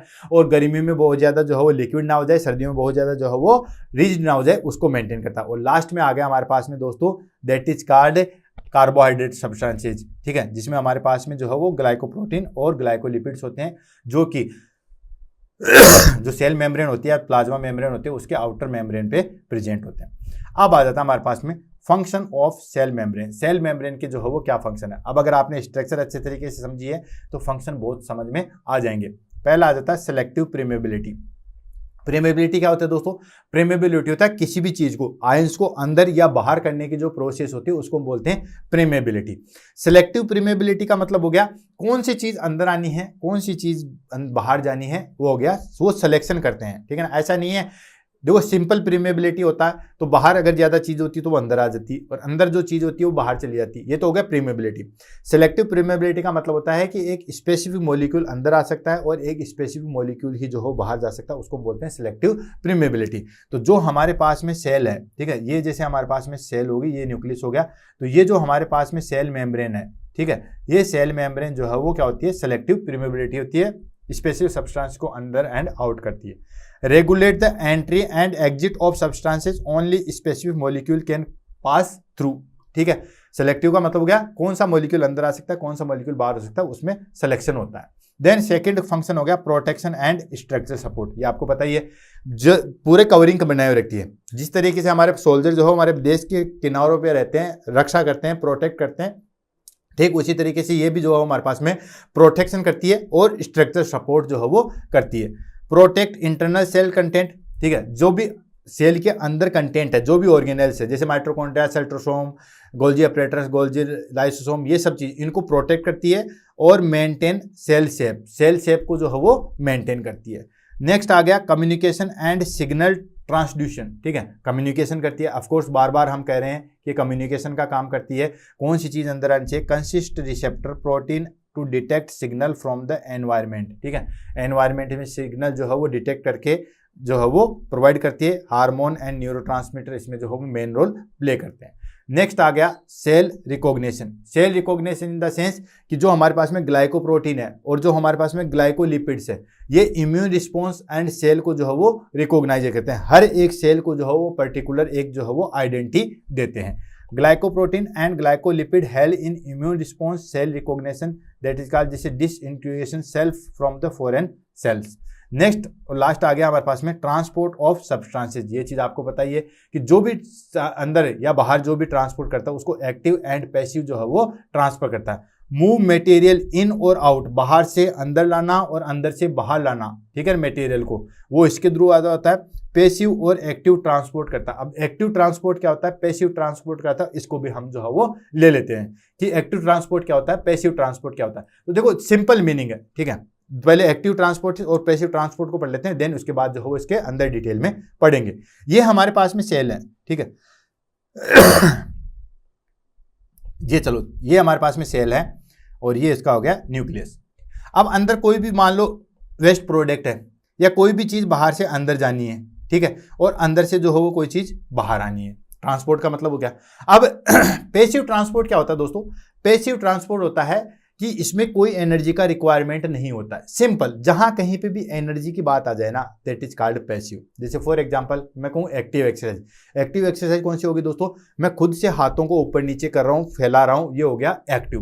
पैसिव कौन सा हो गया दोस्तों, जैसे कोई क्लाइंट अनकॉन्शियस है, देन उसके बाद फिजियोथेरेपिस्ट या स्टाफ नर्स, नर्सिंग ऑफिसर जिसको हम कहते हैं, ठीक है, वो आके उसकी एक्सरसाइज कराए, तो हो गया हमारे पास में दोस्तों active exercise, passive exercise. Active में बंदा खुद करता है, एनर्जी की रिक्वायरमेंट होती है। पैसिव में कोई एनर्जी की रिक्वायरमेंट नहीं होती है, ठीक है, दूसरा बंदा जो है वो असिस्ट करता है। ठीक उसी तरीके से यहाँ पे भी एक्टिव ट्रांसपोर्ट और पैसिव ट्रांसपोर्ट। पैसिव ट्रांसपोर्ट में क्या होता है दोस्तों, नो एटीपी, नो एनर्जी, ठीक है, एनर्जी जो है वो नहीं चाहिए होती है। जबकि एक्टिव ट्रांसपोर्ट, ठीक है, एक्टिव ट्रांसपोर्ट में क्या होता है दोस्तों, एनर्जी की रिक्वायरमेंट जो है वो होती है, जरूर एनर्जी चाहिए होगी तभी वो ट्रांसपोर्ट करेगा, ठीक है। पैसिव ट्रांसपोर्ट, ये तो हो गया एक डिफरेंस। दूसरा डिफरेंस है, पैसिव ट्रांसपोर्ट जो है वो सिंपल बेस पे होता है, जहां कंसंट्रेशन ज्यादा है वो दूसरी साइड में चला जाए क्योंकि एनर्जी तो है ही नहीं, ठीक है। लेकिन एक्टिव ट्रांसपोर्ट जो है वो हमारे पास में इन मॉलिक्यूल्स की कंसंट्रेशन के अगेंस्ट भी काम कर लेता है। मान लीजिए अंदर सोडियम कम है, बाहर सोडियम जो है वो ज्यादा है, या मान लो बाहर भी कम है अंदर भी कम है, लेकिन हम चाहते हैं कि सोडियम सेल को ज्यादा चाहिए, तो एक्टिव ट्रांसपोर्ट के थ्रू उस सोडियम को जो है वो अंदर खींच लिया जाएगा, ठीक है, वो होता है एक्टिव ट्रांसपोर्टेशन। क्लियर, चलो वन बाय वन करके जो है वो आगे बढ़ते हैं, पता चल जाएगा। Type of transport across the cell membrane. Cell membrane से जो है वो ट्रांसपोर्ट होते हैं, उनको किस तरीके से होता है? पहला आ गया हमारे पास में passive transport. Passive transport in the sense no energy required, जो कि मैंने आपको बता देता। इसके अंदर क्या होता है दोस्तों, ये पूरा का पूरा डिपेंड होता है along with concentrate gradient from high concentration से लो कंसंट्रेशन। जैसे मान के चलिए बाहर वाटर बहुत ज्यादा है, पानी बहुत ज्यादा है, सेल के अंदर पानी कम है, चलो यहां ले लेते हैं। बाहर पानी बहुत ज्यादा है, सेल के अंदर पानी नहीं है, तो ये वाटर जो है वो अंदर चला जाएगा, ऑटोमेटिकली चला जाएगा, कोई एनर्जी की रिक्वायरमेंट नहीं होगी। ठीक है, अब इसमें कौन कौन सी प्रोसेस काम करती है उसको हम लेते हैं। सबसे पहले आएगा diffusion. Diffusion in the sense जहां पे हमारे पास में कंसंट्रेशन ज्यादा है, वो डायरेक्टली जो है उस मेम्ब्रेन के थ्रू पास होके आ जाते हैं। स्मॉल, ठीक है, नो पोलर मॉलिक्यूल्स जैसे oxygen, CO2 pass directly through the membrane से डायरेक्टली जो है वो पास होता है। डिफ्यूजन आपको पता है, जैसे कोई पर्सन, ये पर्सन जैसे मान लो मैं परफ्यूम लगाया हूँ, थोड़ी देर बाद आप देखोगे कि थोड़ा सा एनवायरनमेंट में जो है वो परफ्यूम वाला हो जाता है, क्योंकि डिफ्यूजन प्रोसेस जो है वो हो चुकी है, हाई कंसंट्रेशन से वो लो कंसंट्रेशन में जा चुका है। नेक्स्ट आ जाता है हमारे पास में फैसिलिटेटेड डिफ्यूजन। फैसिलिटेटेड डिफ्यूजन में क्या होता है, इसमें हमारे पास में जो है वो यूज ट्रांसपोर्ट प्रोटीन, इसमें जो है वो प्रोटीन जो है वो हेल्प करती है, जैसे ग्लूकोज ट्रांसपोर्टर्स। ठीक है, ग्लूकोज को जो ट्रांसपोर्ट करते हैं, इसमें क्या करते हैं कि जो हमारे पास में मूव लार्ज और चार्ज मॉलिक्यूल था, उनको जो है वो ट्रांसफर किया जाता है, उसको हम बोलते हैं फैसिलिटेटेड डिफ्यूजन। फैसिलिटेटेड डिफ्यूजन मतलब कहते हैं ना VIP फैसिलिटी दी जाती है, तो किसी पर्टिकुलर चीजों को जो है वो हम ऐसे करते हैं, उसको बोलते हैं फैसिलिटेटेड डिफ्यूजन। लास्ट आ जाता है हमारे पास में ऑस्मोसिस। ऑस्मोसिस क्या है दोस्तों, सेमी परमेबल मेम्ब्रेन के थ्रू अगर कोई चीज क्रॉस कर जाती है। डिफ्यूजन तो क्या है, उसमें तो मेम्ब्रेन नहीं चाहिए होती है। जैसे मैंने परफ्यूम लगा रखा है तो वो आसपास के एनवायरनमेंट में फैल गया, तो उसके लिए कोई मेम्ब्रेन की जरूरत नहीं थी, जबकि ऑस्मोसिस में जो है वो हमें मेम्ब्रेन की जरूरत होती है। इसमें क्या होता है, जैसे ये हमारे पास में कोई ट्यूब है और इसके अंदर सेमी परमेबल मेम्ब्रेन है, तो अगर यहाँ पे कंसंट्रेशन ज्यादा है, जैसे वाटर की कंसंट्रेशन यहाँ पे ज्यादा है, तो वो यूं मूव कर जाएगा। अगर यहाँ पे वाटर की कंसंट्रेशन डिक्रीज है, यहाँ वाटर कंसंट्रेशन ज्यादा है, तो इधर की साइड मूव कर जाएगा। अगर अपोजिट होगा, इधर वाटर की ज्यादा हो जाएगी और इधर कम हो जाएगी, तो ये जो है वो यूं चला जाएगा। क्लियर है? तो diffusion of water across the membrane through aquapores, that is called water channel. Aquapores मतलब छोटी छोटी जो है वो जालियां होती है, इसके थ्रू जो है वो चीजें एक्सचेंज होती है, उसको हम बोलते हैं ऑस्मोसिस। ये हो गया हमारे पास में, that is called passive transport. अब आ जाता है हमारे पास में एक्टिव ट्रांसपोर्ट। एक्टिव ट्रांसपोर्ट का मतलब हो गया यहाँ पे एनर्जी का रिक्वायरमेंट ज्यादा होता है। अब यहाँ पे कंसंट्रेशन से रिलेटेड कोई भी चीज नहीं होती, वहां तो पूरी कंसंट्रेशन से थी। जहां कंसंट्रेशन ज्यादा तो वो ऑपोजिट साइड में चला जाएगा, मेम्ब्रेन के थ्रू जा रहा है तो वो हमारे पास में जो है वो ऑस्मोसिस कहलाएगा। और अगर सेलेक्टिव चीजें में आ गए, उसको हमने बोल दिया दोस्तों फैसिलिटेटेड डिफ्यूजन। ठीक है, कोई पर्टिकुलर चीज उसको लेके जा रही है। इसके अंदर क्या होता है दोस्तों, इसके अंदर कोई जो है वो कंसंट्रेशन की रिक्वायरमेंट नहीं होती है। जिस चीज को हमें बाहर निकालना होता है सेल से, उसको एनर्जी पावर के द्वारा बाहर निकाल दिया जाता है, और जिस चीज को हमें सेल के अंदर लाना है तो पावर के द्वारा जो है वो अंदर ले लिया जाता है।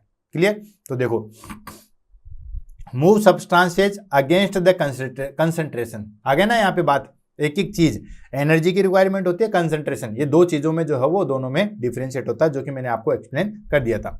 Move substances against the concentration gradient low to high concentration में भी जा सकता है, बस यहाँ पे एनर्जी की रिक्वायरमेंट चाहिए होती है। अब ये कौन कौन सी प्रोसेस के थ्रू होता है? पहला आ गया प्रोटीन पंप। तो दोस्तों सेल मेम्ब्रेन या सेल वॉल पे जो है वो प्रोटीन पंप प्रेजेंट होते हैं, जो कि ATP को यूज करके जो है वो ट्रांसपोर्ट करते हैं आयंस का, जैसे सोडियम, पोटेशियम, इन आयन का जो है वो ट्रांसपोर्ट करते हैं एनर्जी के माध्यम से। हमें सोडियम चाहिए, ये हमारे पास में सेल है, हमें सोडियम चाहिए, इस सेल को सोडियम चाहिए। अब बाहर कम हो ज्यादा हो कोई मतलब नहीं है, एनर्जी के द्वारा पकड़ के पिकअप में जो है वो किडनैप करके यहाँ डाल दिया जाएगा। ठीक है, बाहर पोटेशियम, सेल को पोटेशियम चाहिए तो बाहर से डाल दिया जाएगा एनर्जी के द्वारा, पावर के द्वारा। ठीक है, वो हो गया हमारे पास में प्रोटीन पंप। सेकंड आ जाता है एंडोसाइकोसिस। ठीक है, एंडोसाइटोसिस। एंडोसाइटोसिस क्या होता है दोस्तों? Cell engulfing material. कोई भी सेल जो है वो किसी मटेरियल को खा लेती है, जैसे मान लीजिए ये कोई जो है वो फूड सब्सटेंसेज है और ये हमारे पास में सेल है, ये सेल क्या करती है, इसको एनगल्फ कर लेती है, इस तरीके से जो है वो एनगल्फ कर लेती है। ये लो, ठीक है, इसको मैं अलग कलर से लिख देता हूँ, ये वाला, तो ये वाला, और इसको यहाँ पे एनगल्फ करते हैं, इसको हम बोलते हैं दोस्तों दैट इज कॉल्ड एंडोसाइटोसिस। ठीक है, सेल ने उसको एनगल्फ कर लिया। देखो ये दो तरीके का होता है, फेगोसाइटोसिस और पिनोसाइटोसिस। फेगोसाइटोसिस होता है जो हार्ड सब्सटेंसेज होता है, ये भी एग्जाम में काफी बार पूछा गया, ध्यान से। बिल्कुल समझ में आ रहा होगा, बहुत डिटेल से और बहुत अच्छे तरीके से इत्मीनान से मैं समझा रहा हूं। फिर भी अगर आपको कोई दिक्कत आ रही है तो आप कमेंट के द्वारा जो हो बता सकते हैं, ठीक है। पहले हम पढ़ रहे हैं दोस्तों एंडोसाइटोसिस। एंडोसाइटोसिस का मतलब होता है सेल जो हो एनगल्फ करती है, कोई मटेरियल को जो हो वो अपने अंदर समा लेती है, उसको खा जाती है, ठीक है, उसको बोलते हैं हम दोस्तों एंडोसाइटोसिस। अब ये एंडोसाइटोसिस दो तरीके का होता है, एक होता है फेगोसाइटोसिस, एक होता है पिनोसाइटोसिस। फेगोसाइटोसिस होता है सेल ईटिंग के नाम से जानते हैं, मतलब कोई भी लार्ज पार्टिकल उसको अगर खाया जाता है तो उसको हम बोलते हैं फेगोसाइटोसिस। और किसी चीज को लिक्विड को अगर एनगल्फ किया जाता है उसको हम बोलते हैं पिनोसाइटोसिस, राइट। उसमें तो क्या था, डिफ्यूजन ऑस्मोसिस के थ्रू था, इसमें हम डायरेक्ट उसको जो है वो जकड़ लेते हैं। तो पहला आ गया हमारे पास में फेगोसाइटोसिस, जिसको हम सेल ईटिंग के नाम से भी जानते हैं। इसमें क्या करते हैं, engulf large particles, that is called white blood cells जो है वो एनगल्फ करती है बैक्टीरिया को। जैसे व्हाइट ब्लड सेल्स जो है वो बैक्टीरिया को खाती है। अब हम सेल तो पढ़ रहे हैं तो व्हाइट ब्लड सेल्स भी एक प्रकार की सेल्स ही है, तो वो सेल उस बैक्टीरिया को कैसे एनगल्फ करती है, वो आ गया फेगोसाइटोसिस। नेक्स्ट आ गया पिनोसाइटोसिस, इसको हम सेल ड्रिंकिंग के नाम से जानते हैं। इसमें क्या करते हैं, एनगल्फ किसका किया जाता है, लिक्विड का, एंड डिजोल्व सब्सटेंसेस, जो सब्सटेंसेस डिजोल्व है या लिक्विड सब्सटेंसेस है उसको लिया जाता है, उसको हम बोलते हैं दोस्तों पिनोसाइटोसिस। ये भी एग्जाम में काफी बार जो है पूछा गया, ध्यान रखना। नेक्स्ट आ गया एक्जोसाइटोसिस, नाम से पता है। एंडोसाइटोसिस में हम एनगल्फ कर रहे थे, एक्जोसाइटोसिस में हम क्या करते हैं, जो हमारे सेल के अंदर जो वेस्ट प्रोडक्ट है उसको बाहर निकालते हैं। जैसे फॉर एग्जांपल ये हमारे पास में कोई सेल है और इसके अंदर जो है वो हमारे पास में क्या है दोस्तों, इसके अंदर जो है वो वेस्ट प्रोडक्ट है, जैसे ये कोई वेस्ट प्रोडक्ट है। तो अब उसके बाद क्या करेंगे दोस्तों, ये हमारे पास में जो है वो सेल थी, ये सेल थी, ठीक है, और जो वेस्ट प्रोडक्ट है उसको इस तरीके से बाहर निकाल दिया, ठीक है, इसको हम बोलते हैं exocytosis. Releasing substances outside the cell, ठीक है, एक्सपेल वेस्ट और सिक्रेटरी प्रोडक्ट, जो वेस्ट प्रोडक्ट है या जो सिक्रेटरी प्रोडक्ट है दैट इज कॉल्ड, जैसे हार्मोन। अब हार्मोन सेल के लिए तो वेस्ट प्रोडक्ट ही है, ठीक है, और न्यूरोट्रांसमीटर बाकी चीजों के लिए बहुत हेल्पफुल है, लेकिन इनके लिए तो वेस्ट प्रोडक्ट है, ये सिक्रेशंस कर चुके, तो उनको एक्सपेल आउट कर दिया, इसको बोलते हैं एक्जोसाइटोसिस। ये फंक्शन हो गया हमारे पास में एक्टिव एंड पैसिव ट्रांसपोर्टेशन का, क्लियर है। नेक्स्ट आ जाता है हमारे पास में दोस्तों साइटोप्लाज्म। अभी हम साइटोप्लाज्म पढ़ेंगे और देन उसके बाद जो है वो न्यूक्लियस पढ़ेंगे। अब ज़्यादा टाइम नहीं लगेगा, ठीक है, सेल मेम्ब्रेन की तरह ज़्यादा टाइम नहीं लगेगा। साइटोप्लाज्म देन उसके बाद न्यूक्लियस पढ़ेंगे, फिर क्लास को जो है वो हम फिनिश कर देंगे। पहली चीज़ आती है द साइटोप्लाज्म, ठीक है। अब साइटोप्लाज्म क्या, मैंने आपको पहले बता दिया था जब क्लास शुरू हुई थी कि जो अंदर ये हमने सेल मेम्ब्रेन पढ़ लिया, ये जो हमने सेल मेम्ब्रेन थी यानी कि ये जो आउटर वाली लेयर थी ये हमने जो है वो फिनिश कर ली। अब हम पढ़ेंगे ये जो लिक्विड सब्सटेंसेज है ना, जेल लाइक सब्सटेंसेज जो अंदर पानी सा भरा हुआ है उसको हम पढ़ेंगे, जिसको हम बोलते हैं साइटोप्लाज्म। साइटो का मतलब सेल और प्लाज्म का होता है लिक्विड सब्सटेंसेज, ठीक है। तो cytoplasm is the gel like substances. Cytoplasm का है जेल लाइक सब्सटेंसेज है। जेल तो समझते हो, न तो ज्यादा लिक्विड और न ज्यादा हार्ड, जैसे कोलगेट जेल आता है, ठीक है ना, ऐसे हमारे पास में गम आता है तो उसको हम बोलते हैं जेल। जेल न तो लिक्विड होती है न ही सॉलिड होता है, दोनों के बीच की जो है वो कॉम्बिनेशन होता है। जैसे ऑइंटमेंट आता है वो भी जेल के रूप में आता है, न ज्यादा हार्ड और न ज्यादा इजी, ठीक है। तो the cytoplasm is the gel like substances present inside the cell membrane, ठीक है। ये कहाँ प्रेजेंट होता है, सेल मेम्ब्रेन। ये जो सेल मेम्ब्रेन थी इसके अंदर में प्रेजेंट होता है, ठीक है, cell membrane, but outside the nucleus. ध्यान से समझो दोस्तों, न्यूक्लियस से तो बाहर है, ये हो गया न्यूक्लियस, तो न्यूक्लियस से तो बाहर है, ठीक है। इसको मैं क्लीन कर देता हूं, फिर उसको जो है वो आगे देखते हैं। ये लो हमने क्लीन कर दिया। तो ये क्या है दोस्तों, ये हमारे पास में जो सेल मेम्ब्रेन है उससे तो अंदर है और जो हमारे पास में न्यूक्लियस है उससे बाहर है। तो सेल मेम्ब्रेन और न्यूक्लियस के बीच में जो जेल लाइक सब्सटेंसेज है उसको हम क्या कहते हैं दोस्तों, साइटोप्लाज्म कहते हैं। It is the site where many cellular activity occur, ठीक है, ये वही जगह होती है। This it is the site, ये वो जगह है जहां पे बहुत सारी सेलुलर एक्टिविटी जो है वो परफॉर्म होती है, जैसे कि मेटाबॉलिक रिएक्शन, क्योंकि माइटोकॉन्ड्रिया हो गया, गोल्जी एपरेटस हो गया, एंडोप्लाज्मिक रेटिकुलम हो गया, वो अपनी सारी एक्टिविटी जो है वो यहीं करते हैं। तो जो भी एक्टिविटी जो ऑर्गेनेल्स करते हैं वो सारे की सारी साइटोप्लाज्म में ही जो है वो परफॉर्म होती है। And moment of the material within the cells, और जो भी सेल के अंदर जो मोमेंट होता है वो इस साइटोप्लाज्म के अंदर होता है। सेल के अंदर जो मोमेंट होता है, माइटोकॉन्ड्रिया इधर जा रहा है या जो हमारे पास में जो है वो डिवीजन के टाइम पर सेंट्रोसोल या सेंट्रोमियर इधर उधर जाते हैं, वो सारे के सारे किसके अंदर होते हैं दोस्तों, साइटोप्लाज्म के अंदर होते हैं। क्लियर। अब आती है स्ट्रक्चर ऑफ साइटोप्लाज्म। साइटोप्लाज्म की जो है वो स्ट्रक्चर में आगे cytoplasm has a 3 main compartment, 3 जो है वो मेन कंपार्टमेंट इसके बने।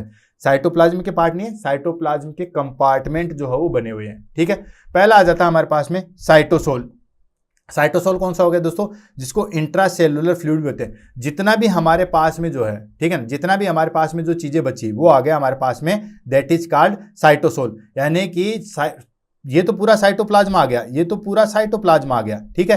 लेकिन सिर्फ और सिर्फ जो लिक्विड सब्सटेंसेज है उसको हमने साइटोसोल बोला है, ठीक है। A semi fluid substances made of water, water के द्वारा बनता है, 70 to 80% जो है वाटर बनता है। Ion, enzyme, protein, lipids, carbohydrate and dissolve molecule, ये सब के सब जो है वो क्या कहलाते हैं दोस्तों, साइटोसोल कहलाते हैं। And act as the medium for biochemical reaction, ठीक है। और ये जो है वो बायोकेमिकल रिएक्शन का मीडियम जो है वो प्रोवाइड करते हैं। सेकंड आ जाता है इसके कंपार्टमेंट में ऑर्गेनेल्स। इस साइटोप्लाज्म के अंदर जो जो चीजें प्रेजेंट होती है उसको हम बोलते हैं that is called cell organelles, जो कि स्पेशली जो है वो कार्य करते हैं। स्पेशलाइज्ड स्ट्रक्चर होती है with in the cytoplasm. Cytoplasm के अंदर जो स्पेशलाइज्ड सेल्स होती है, या साइटोप्लाज्म के अंदर जो स्पेशलाइज्ड स्ट्रक्चर होती है, सेल्स नहीं बोलेंगे, जैसे माइटोकॉन्ड्रिया हो गया, गोल्जी अपरेटस हो गया, सेंट्रोमियर हो गया, सेंट्रोसोम हो गया, फ्लैजिला हो गया, ये सारे के सारे जो है वो क्या कहलाते हैं दोस्तों, ऑर्गेनेल्स। क्लियर, ठीक है। दैट परफॉर्म स्पेसिफिक फंक्शन, जो कि एक स्पेसिफिक फंक्शन जो है वो करते हैं। आपको पता है राइबोसोम अलग काम करता है, माइटोकॉन्ड्रिया अलग काम करता है, एंडोप्लाज्मिक रेटिकुलम अलग काम करता है, ठीक है। Example mitochondria, ribosome, endoplasmic reticulum, Golgi apparatus, lysosome, ये चीज होती है। लास्ट आ गया हमारे पास में साइटोप्लाज्मिक इंक्लूजन्स।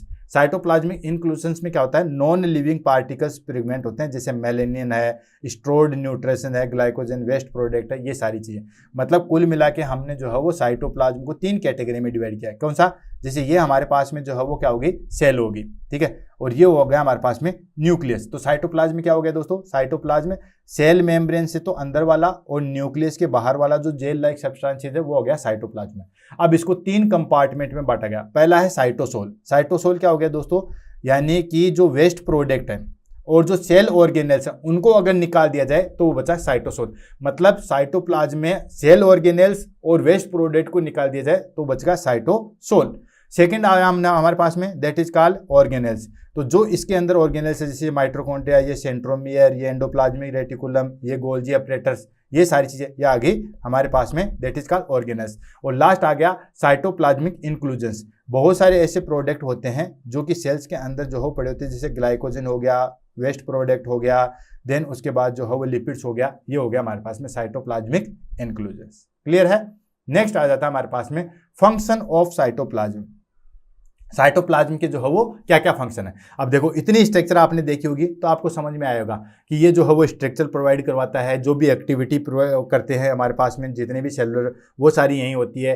ट्रांसपोर्टेशन का काम करता है, बाहर से कोई चीज़ आई माइटोकॉन्ड्रिया तक जाएगी तो वो साइटोप्लाज्म के द्वारा ही तो हो जाएगी, डायरेक्ट उड़ के हेलीकॉप्टर से तो जाएगी नहीं। तो ये सारी चीज़ें जो है वो काम कौन करता है, हमारे पास में साइटोप्लाज्म करता है। तो पहला फंक्शन आ गया प्रोवाइड स्ट्रक्चर सपोर्ट, ठीक है। ये हमारे पास में जो है वो स्ट्रक्चर सपोर्ट जो है वो प्रोवाइड करता है।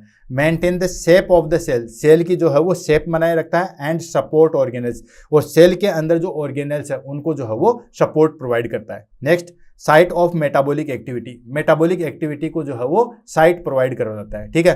Most of the biochemical reaction such as glycolysis, protein synthesis, cellular respiration occur in the cytoplasm, ठीक है। ये जितने भी एक्टिविटी है वो सारे के सारे कहाँ होती है दोस्तों, मेटाबॉलिक एक्टिविटी जो है वो कहाँ होती है, साइटोप्लाज्म में होती है। ग्लाइकोलाइसिस की जो हमारे पास में 2 पायरिक एसिड बनता है, एक ग्लूकोज से 2 पायरिक एसिड जो बनता है वो कहाँ बनता है हमारे पास में, वो यहीं बनता है। क्लियर है। और जो भी सेलुलर रेस्पिरेशन होते हैं वो यहीं पे होते हैं। Next medium and transportation, medium provide करता है। Help the movement of molecules, molecules जो मूवमेंट करता है उनको मीडियम प्रोवाइड करता है। और जो हमारे पास में ऑर्गेनेल्स होते हैं उन सबको भी जो है वो एनवायरमेंटल प्रोवाइड करता है। नेक्स्ट स्टोरेज ऑफ सब्सटेंसेस, अभी आपने देखा, ठीक है ना, अभी आपने देखा साइटोप्लाज्मिक इंक्लूजन्स, तो जैसे वो ग्लाइकोजन है, लिपिड है, ये स्टोरेज सब्सटेंसेस हैं, तो ये स्टोरेज भी जो है वो रखता है। Storage essential molecules like enzyme, ion and nutrition of cellular function, इन सबको जो है वो स्टोरेज करता है। नेक्स्ट प्रोटेक्ट जेनेटिक मटेरियल, जो जेनेटिक मटेरियल है उन सबसे जो है वो प्रोटेक्ट करता है, ठीक है। यानी कि एक तरीके से जेनेटिक मटेरियल है। अब ये जो है बिल्कुल लिक्विड जेली लाइक सब्सटेंसेस है। आपने देखा होगा कि टीवी पैक होके आता है या कोई भी चीज़ जो है वो पैक होती आती है तो उसके अंदर जो है वो थर्माकोल या फिर जो है वो हमारे पास में बबल्स वाली जो है वो प्रेजेंट होती है। क्यों? ताकि कोई भी चीज़ बाहर से चोट लगे तो उससे उसको बचाया जा सके। ठीक उसी तरीके से act as a cushion of the nucleus, nucleus के लिए जो है वो एक कुशन या हम कहें कि एक तकिए के रूप में जो है वो कार्य करता है, जो कि प्रोटेक्ट करता है फ्रॉम डैमेज। कोई भी अगर मान लीजिए चोट लगे या कोई भी चीज जैसे ऐसे सेल्स है, यहाँ पे कोई चोट लगे तो उसको प्रोटेक्ट करता है, क्योंकि जेल लाइफ सब्सटेंसेज है। नेक्स्ट, फैसिलिटेट सेल कम्युनिकेशन, ठीक है, जो हमारे पास में जो सेल का कम्युनिकेशन है उसमें जो है वो प्रोवाइड करता है दो ऑर्गेनेल्स के बीच में, ठीक है, सिग्नल और कम्युनिकेशन बिटवीन ऑर्गेनेल्स, जो भी माइटोकॉन्ड्रिया का गोल्जी अपरेटर से या एंडोप्लाज्मिक रेटिकुलम का लाइसोसोम से या राइबोसोम से जो है वो कम्युनिकेशन प्रोवाइड करता है। क्लियर। अब आ गया टाइप ऑफ साइटोप्लाज्म। साइटोप्लाज्म के जो है वो दो टाइप होते हैं, एंडोप्लाज्म और एक्टोप्लाज्म। ज़्यादा जरूरत नहीं है डरने की, ये हो गया एंडोप्लाज्म और एक हो गया एक्टोप्लाज्म। जैसे ये हमारे पास में जो है वो कोई सेल होगी, ठीक है, और इसके अंदर हमारे पास में जो है वो क्या दोस्तों, ये हो गया हमारे पास में न्यूक्लियस, ये हो गया हमारे पास में न्यूक्लियस, और ये बीच में जो बचा हुआ है ये क्या हो गया वो दोस्तों हमारे पास में साइटोप्लाज्म है, ठीक है। अब ये साइटोप्लाज्म किस तरीके से है कि जो बिल्कुल सेंटर में प्रेजेंट होता है, ये वाला जो लो मैं थोड़ा ये इस तरीके से बना देता हूँ, ठीक है। तो ये जो बन गया, ये तो बन गया एंडोप्लाज्म, नाम से पता, एंडो मतलब अंदर वाला, और जो बाहर वाला बच गया, ठीक है ना, ये तो मैं छोटी छोटी डॉट से बनाता हूँ, ये बच गया हमारे पास में दोस्तों एक्टोप्लाज्म। बस इतना ही आपको याद रखना है। एंडोप्लाज्म क्या हो गया, the inner part of the cytoplasm containing organelles like nucleus, mitochondria, endoplasmic reticulum, यानी कि जो अंदर वाला जो चीजें है, अंदर वाला जो पार्ट है उसको बोलते हैं एंडोप्लाज्म, जहां पे ऑर्गेनेल्स सेचुरेटेड होते हैं। जैसे फॉर एग्जांपल माइटोकॉन्ड्रिया हो गया, एंडोप्लाज्मिक रेटिकुलम हो गया, सारी चीजें जो अंदर सेचुरेटेड होती है उसको हम बोलते हैं एंडोप्लाज्म। और सेकंड आ गया हमारे पास में एक्टोप्लाज्म। एक्टोप्लाज्म क्या हो गया दोस्तों, बाहर वाला हो गया, ये जो आप देख रहे हो बाहर जो कोने कोने पे है उसको हम बोलते हैं दोस्तों एक्टोप्लाज्म। ये आउटर होता है, मोर जेल लाइक लेयर होती है जो कि जस्ट सेल मेम्ब्रेन के जो है वो पास में होती है, और involve in the cell movement and shape maintain, ये सेल मूवमेंट और शेप को जो है वो मेंटेन करती है। ये हो गया हमारे पास में एक्टोप्लाज्म। क्लियर हो गया। क्लास थोड़ी सी बड़ी हो रही है लेकिन मैं चाहता हूं कि चीजें जो है वो बिल्कुल क्लियर होनी चाहिए, और आई थिंक आपको ये सारी चीजें जो है वो क्लियर होगी। सबसे पहले हमने सेल के बारे में पढ़ा, देन उसकी जो है वो डेवलपमेंट, हिस्ट्रिकल डेवलपमेंट के बारे में पढ़ा, देन उसके बाद में हमने जो है उसके पार्ट के बारे में पढ़ा। स्टार्टिंग से हमने पहले प्लाज्मा मेम्ब्रेन, सेल मेम्ब्रेन के बारे में पढ़ा, देन हमने साइटोप्लाज्म के बारे में पढ़ा, और आज की क्लास का लास्ट चीज आती है दैट इज कॉल्ड न्यूक्लियस, ठीक है। न्यूक्लियस और न्यूक्लियोलस को पढ़ के हम जो है उस क्लास को फिनिश करेंगे। तो आगे चीज न्यूक्लियस, अंदर वाली जो चीज़ है, ये देखो, ये हमने सेल मेम्ब्रेन पढ़ लिया, और ये जो हमारे पास में जो लिक्विड सब्सटेंसेज थे साइटोप्लाज्म उसको हमने पढ़ लिया। अब आ गया हमारे पास में न्यूक्लियस, ये जो सब्सटेंसेज है उसको हम पढ़ेंगे न्यूक्लियस। तो साइटोप्लाज्म हो गया, सेल मेम्ब्रेन हो गया, अब पढ़ेंगे हम इसको न्यूक्लियस। और न्यूक्लियस के अंदर जो हम तीन चीजें देखेंगे, कौन कौन सा, न्यूक्लियस, न्यूक्लियोलस और न्यूक्लियर मेम्ब्रेन, मतलब कुल मिला के हम जो है वो न्यूक्लियस को देखेंगे। क्लियर। तो ये देखो, ये हमारे पास में सेल है, और सेल में हमने ये वाला पार्ट निकाल लिया, इस पार्ट को जो है यहाँ पे पढ़ा, ये आ गया हमारे पास में न्यूक्लियस। अब देखो न्यूक्लियस क्या है चीज़ है, न्यूक्लियस में एक तो डबल मेम्ब्रेन प्रेजेंट होते हैं जिसके ऊपर छोटे छोटे जो है वो पोर होते हैं, ठीक है। तो ये हो गया न्यूक्लियर एनवलप, जो बाहर कवरिंग होती है, और ये जो बिल्कुल छोटे छोटे इसके बीच में जो गैप है उसको बोलते हैं न्यूक्लियर पोर, छोटे छोटे छिद्र है, ठीक है। इसके अंदर जो प्रेजेंट, जैसे वहां पे साइटोप्लाज्म था, अंदर जो है वो न्यूक्लियस के अंदर प्रेजेंट होता है उसको बोलते हैं न्यूक्लियोप्लाज्म, ठीक है। और इसके अंदर जो है वो चीज प्रेजेंट होता है वो क्रोमेटिन। अब क्रोमेटिन नहीं होता है दोस्तों, मैं यहाँ पे क्रोमेटिन नहीं लिखूंगा क्योंकि क्रोमेटिन अनडेवलप्ड होते हैं, मैं यहाँ पे लिखूंगा डीएनए, ठीक है। यहाँ पे मैं क्या लिखूंगा, डीएनए। इमेज हमारे पास में जो है वो प्रोकैरियोटिक आ गई, कोई बात नहीं। और अंदर जो है वो हमारे पास प्रेजेंट होता है न्यूक्लियोलस, ठीक है, केंद्रिका। एक होता है बाहर न्यूक्लियस केंद्रक, और अंदर एक और चीज प्रेजेंट होती है जिसको बोलते हैं केंद्रिका। फटाफट जो है वो इसको हम लेते हैं और आगे बढ़ते हैं। देखो, अब मेन मोटा मोटी चीज़ आपको बताइए, न्यूक्लियस क्या होता है, बिल्कुल सेंटर वाला पार्ट होता है, जितने भी हमारे पास में सेलुलर एक्टिविटी है उनको जो है वो कंट्रोल करता है। जेनेटिक मटेरियल इसी के अंदर में होते हैं। एक संतति से दूसरी संतति में जो है वो जीन्स जाते हैं, जैसे कहते हैं ना, बच्चा जो है वो अपने बाप पे गया है, माँ पे गया है, तो वो जो पूरी चीज़ें जो है वो आगे स्प्रेड होती है, वो इसी के द्वारा जो है वो होती है। तो देखो, the nucleus control centre of the cells, ठीक है। द न्यूक्लियस जो है वो पूरे सेंटर में प्रेजेंट होता है और कंट्रोल करता है, and responsible storing genetic material, और जो जेनेटिक मटेरियल है उसको स्टोर रखता है, उसके लिए रिस्पॉन्सिबल होता है। एंड रेगुलेटिंग सेलुलर एक्टिविटी, ठीक है, और जो सेलुलर एक्टिविटी है जैसे ग्रोथ, मेटाबॉलिज्म, रिप्रोडक्शन, इन सब एक्टिविटी को जो है वो रेगुलेट करते हैं। It is the largest organelles in eukaryotic cells, जितने भी हमारे पास में ऑर्गेनेल्स हैं, चाहे माइटोकॉन्ड्रिया हो, एंडोप्लाज्मिक रेटिकुलम हो, उनमें सबसे जो है वो बड़ा होता है। It is the largest organelles of eukaryotic cells including human cells. Human cells में सबसे बड़ा अगर कोई चीज होती है वो न्यूक्लियस ही होती है। सेल के अंदर अगर सबसे बड़ा कोई चीज होती है तो वो न्यूक्लियस होती है। क्लियर है, समझ में आ गया। न्यूक्लियस जो है वो बिल्कुल सेल का सेंटर पार्ट होता है, जो कि जेनेटिक मटेरियल को जो है वो स्टोर रखता है। साथ के साथ जितनी भी एक्टिविटीज होती है, ग्रोथ, मेटाबॉलिज्म, रिप्रोडक्शन, इन सबको जो है वो कंट्रोल करता है और सेल्स के अंदर सबसे बड़ा पार्ट होता है।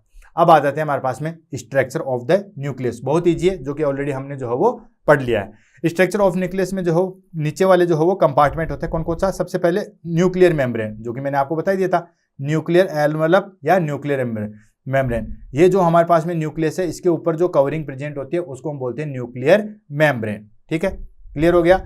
तो देखो, न्यूक्लियर मेम्ब्रेन या न्यूक्लियर एनवेलप के नाम से भी जो है वो जाना जाता है। जैसे सेल मेम्ब्रेन को प्लाज्मा मेम्ब्रेन के नाम से भी जानते हैं, यहाँ न्यूक्लियर मेम्ब्रेन को जो है वो हमारे पास में न्यूक्लियर एनवेलप के नाम से जानते हैं। ये होगी स्ट्रक्चर। क्लियर है, न्यूक्लियर एनवेलप, ये जो चीज देख रहे हो ये हो गया हमारे पास में न्यूक्लियर एनवेलप। ये क्या करती है स्ट्रक्चर? ये डबल मेम्ब्रेन होती है that surrounded the nucleus. Double layer होती है जो कि न्यूक्लियस को कवर किए रहती है। दिख रहा है यहाँ पे, ये डबल लेयर दिख रही है आपको। ये देखो, ये अंदर वाली और ये बाहर वाली डबल लेयर होती है। फंक्शन क्या क्या होते हैं? Protect the genetic material. अब न्यूक्लियस के अंदर जो हो जेनेटिक मटेरियल है तो उसको प्रोटेक्ट करते हैं। And content nuclear pore to exchange the molecules. ठीक है, और प्रोटेक्ट करते हैं। ठीक है, न्यूक्लियर पोर जो है वो एक्सचेंज करते हैं मोलिक्यूल्स में, कौन सी चीज अंदर आ सकती है, कौन सी चीज बाहर आ सकती है।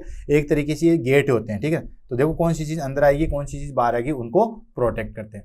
नेक्स्ट आ गया nucleoplasm.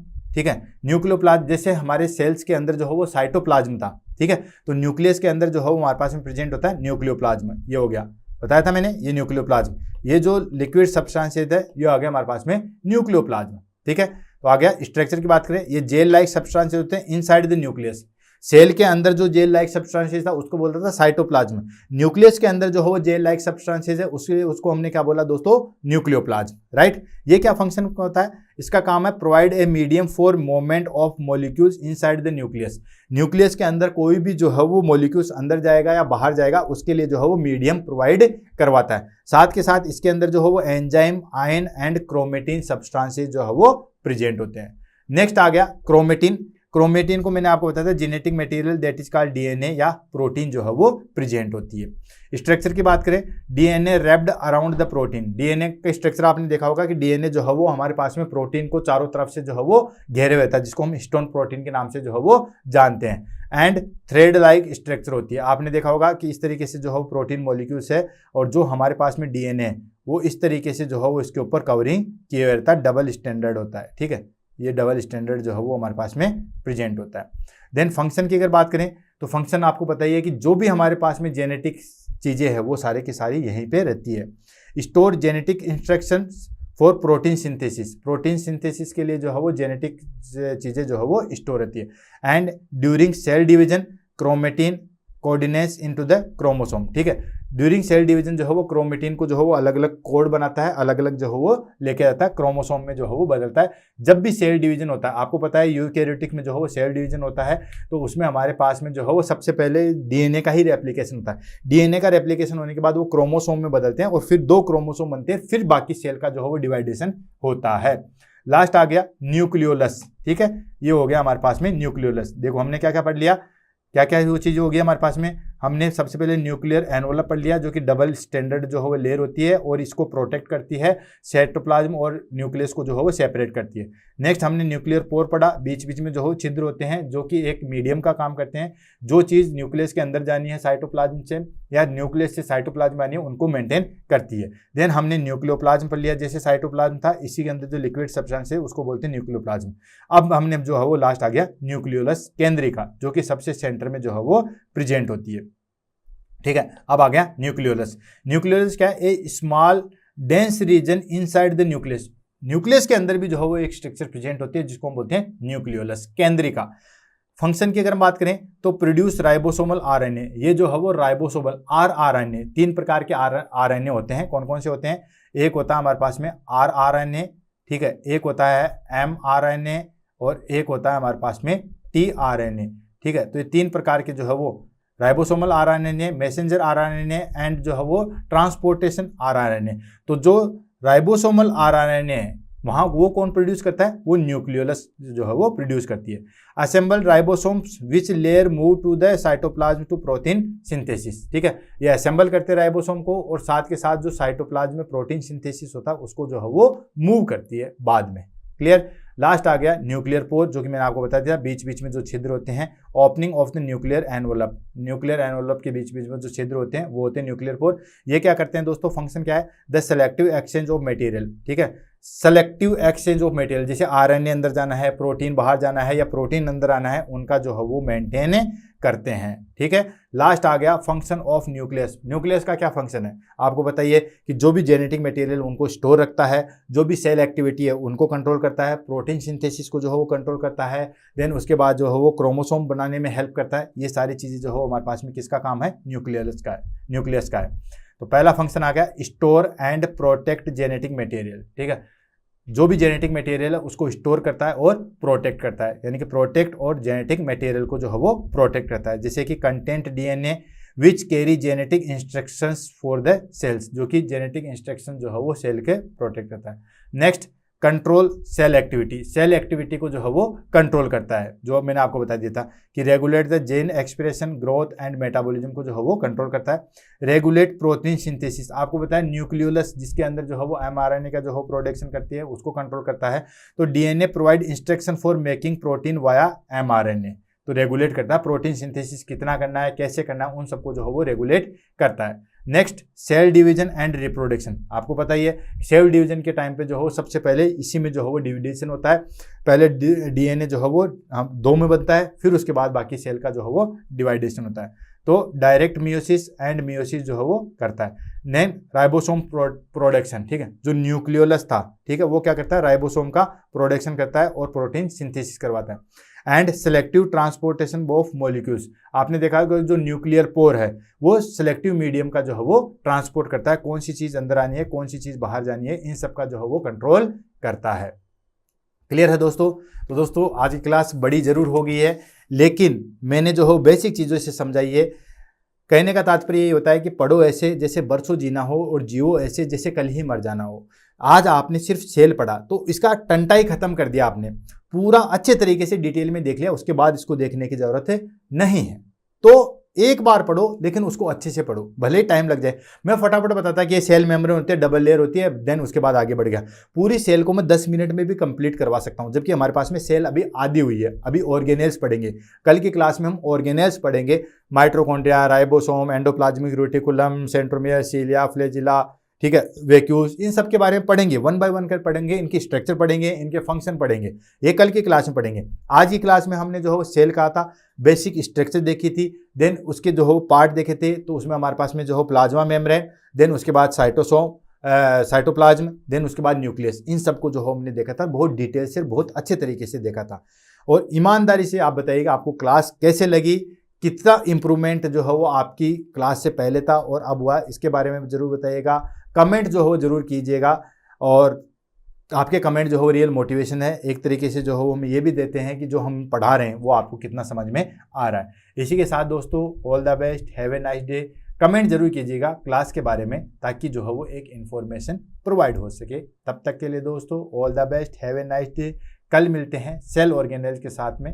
Thank you so much.